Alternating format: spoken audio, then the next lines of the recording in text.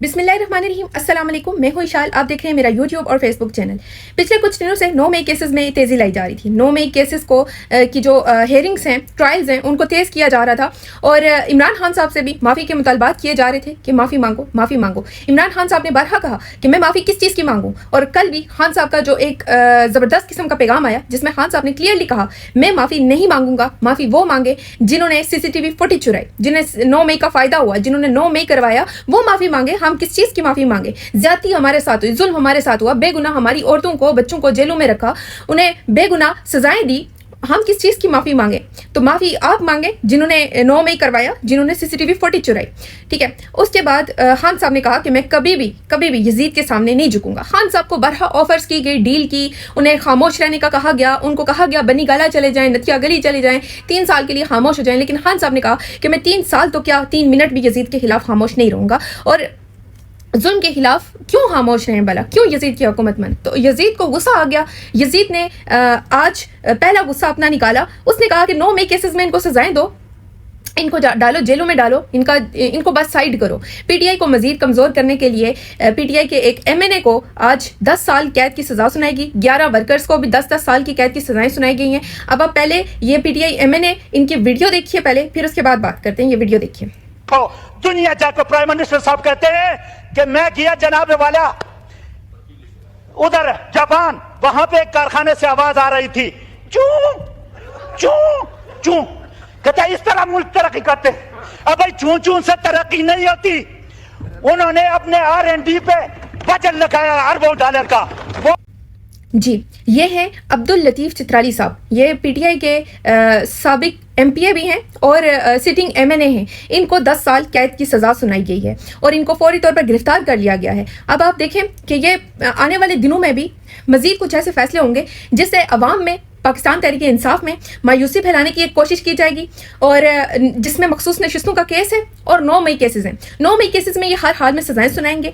मखसूस नशिस्तें भी आपको पता है जिस किस्म के जजेस बैठे हैं, जिस किस्म के वो आर्गूमेंट्स करते हैं, जिस किस्म की वो वकालत करते हैं, हालांकि वो जजेस हैं लेकिन वो नून लीग की और पीपल्स पार्टी की वकालत करते हुए आपको नजर आते हैं। तो आपको फैसला पहले ही नजर आ रहा है कि क्या फैसला होना है। और फिर जो टाउट्स हैं, जो लफाफे बैठे होते हैं दलाल मीडिया पे, वो बैठ के जिस किस्म की जो है वो बातें कर रहे होते हैं, मखसूस नशिस्तों के हवाले से हो या खान साहब की सजाओं के हवाले से हो, वो पहले ये बता देते हैं कि ये फैसला आना है, हमें ये पता है, ये होगा वो होगा। ठीक है, उससे आपको ये समझ जाना चाहिए कि ये फैसले कहाँ से लिखे हुए आते हैं। 26वीं गैर आईनी तरमीम के बाद इन जजेस को तो कंट्रोल में कर लिया गया है। अब देखें, सुप्रीम कोर्ट ने ये और फैसला किया था कि मखसूस नशिस्तों के केस में कि PTI को मखसूस नशिस्तें दी जाए, लेकिन 12 जुलाई के फैसले 12 जुलाई को फैसला हुआ था। अब आप देखें आज क्या डेट चल रही है, आज मई खत्म हो गया। ठीक है, जून स्टार्ट हो गया, 1 साल मतलब हो गया। सुप्रीम कोर्ट के फैसले पर इलेक्शन कमीशन ने अमल दरामद नहीं की है, तो उन पर कोई तौहीन अदालत भी नहीं लगी। सिकंदर सुल्तान राजा जो इलेक्शन कमीशन है उसकी भी मुद्दत मुलाजमत खत्म हो चुकी है, लेकिन गैर आईनी तरमीम के बाद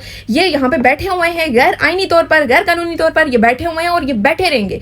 ठीक है, इन्होंने जजेस लाए अपनी मर्जी के, गैर आईनी तरमीम के जरिए इन्होंने अपनी मर्जी के वो जजेस लाए जो इनके लिखे हुए फैसले करते हैं। ठीक है, उन जजेस को साइड पे कर दिया जाता है जो आइन की, कानून की, इंसाफ की बात करते हैं या इंसाफ पर मनबी कोई फैसला करेंगे तो उनको या तो ट्रांसफर कर दिया जाता है या फिर उनके इस्तीफे आ जाते हैं। तो आने वाले दिनों में भी आप देखेंगे कि आपको मखसूस नशिस्तों के हवाले से, 9 मई के हवाले से मजीद ऐसे फैसले जो है वो आपको सुनने को मिलेंगे जिससे आप में शायद मायूसी फैल सकती है, आप मायूस हो सकते हैं। लेकिन आप लोगों ने मायूस नहीं होना पाकिस्तानियों, क्योंकि अगर आप मायूस हो गए ना तो ये इनकी जीत होगी, ये जालिमों की, यजीदों की जीत होगी। और ये चाहते हैं कि आप में मायूसी हो और आप मायूस होकर, खामोश होकर बैठ जाएं और आप यजीद के खिलाफ बात ना करें कि यार अब कुछ नहीं हो सकता, अब जैसा चल रहा है वैसा चलने दो।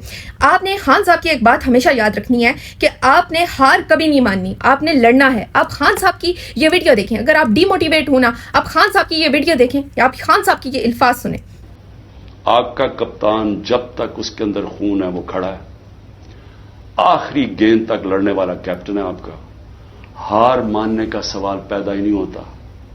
जो भी ये करेंगे मैं उसके लिए तैयार हूं। इसी कौम को भी मैं ये कहना चाहता हूं कि आपने किसी सूरत हार नहीं माननी। جی خان صاحب نے جدوجہد کیا 29 سال. اگر خان صاحب اس سسٹم، اس گندے سسٹم کے خلاف لڑ رہے ہیں، اس گندے سسٹم کے خلاف خان صاحب اب تک ہار نہیں مانے، تو پھر خان صاحب کے چاہنے والے، خان صاحب کے سپاہی، خان صاحب کا ورکر، خان صاحب کا سپورٹر، وہ بھی کبھی ہار نہیں مانے گا. اس گندے غلیظ سسٹم کو ختم کرنا ہے تو پاکستانیوں اس کا ایک ہی حل ہے، ایک ہی واحد حل ہے. وہ حل یہ ہے کہ آپ کو سڑکوں پہ نکلنا ہوگا، ہر حال میں نکلنا ہوگا اس گندے سسٹم کے خلاف. اس کے علاوہ اور کوئی رستہ نہیں ہے. قانون دیکھیں، قانون ہمارے ملک میں نہیں ہے.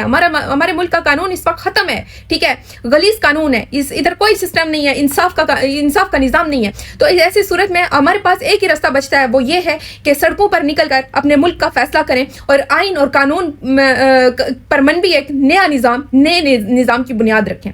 جس معاشرے میں انصاف کا نظام نہیں ہوتا وہ معاشرہ تباہ ہو جاتا ہے، اور ہم اس ظلم کے نظام کے خلاف خاموش ہو کے بیٹھ نہیں سکتے. آپ کو بارہا بتایا جاتا ہے کہ انقلاب نہیں آ سکتا، انقلاب صرف 14 اگست کو آیا تھا، اس کے بعد اب انقلاب نہیں آ سکتا. یہ آپ کو مینٹلی تیار کرنے کی کوشش کی جا رہی ہے. آپ کو مینٹلی اس چیز کے لیے پریپیئر کیا جا رہا ہے کہ آپ نے آواز نہیں اٹھانی، آپ جیسا چل رہا ہے ویسا چلنے دینا ہے، ٹھیک ہے.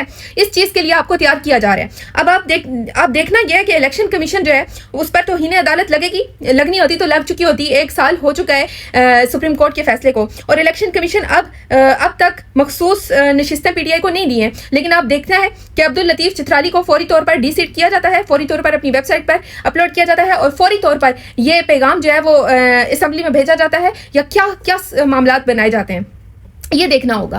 اب آپ نے پاکستانیوں، آپ نے گھبرانا نہیں ہے. آپ خان صاحب کی ان باتوں کو یاد رکھیں کہ ہارتا وہ شخص ہے جو ہار مان لیتا ہے، اور ہم نے کبھی بھی ہار نہیں ماننی. ہم لڑیں گے اس سسٹم کے خلاف، اور اپنی آزادی کے لیے، اپنے حق کے لیے ہم پیچھے نہیں ہٹیں گے ایک قدم بھی. یہ ہمارا حق ہے. اور پاکستان میں اس وقت جنگل کا قانون ہے، بنانا ریپبلک بنا ہوا ہے، اور چند لوگ ہیں جو اوپر بیٹھ کر 25 کروڑ لوگوں کا حق کھا رہے ہیں، 25 کروڑ لوگوں کے فیصلوں کی توہین کر رہے ہیں، 25 کروڑ لوگوں کے لیڈر کو اٹھا کر جیل میں بے گناہ رکھا ہوا ہے.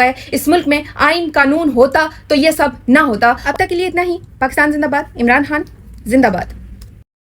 ہار کا خوف آ جاتا ہے نا، تم جیتنے کی ساری اپرچونٹیز مس کر دیتے ہو. اچھا، اور جیتنے کی اسٹریٹجی اور ہوتی ہے، ہارنے کی اور نہ ہارنے کی اور ہوتی ہے. اس کی ٹیم سلیکشن ہی فرق ہوتی ہے، مائنڈ سیٹ ہی فرق ہوتا ہے. کیونکہ آپ جیتتے نہیں ہیں. میں یہ نواز شریف سے جیتوں گا نہیں، یہ ہارے گا.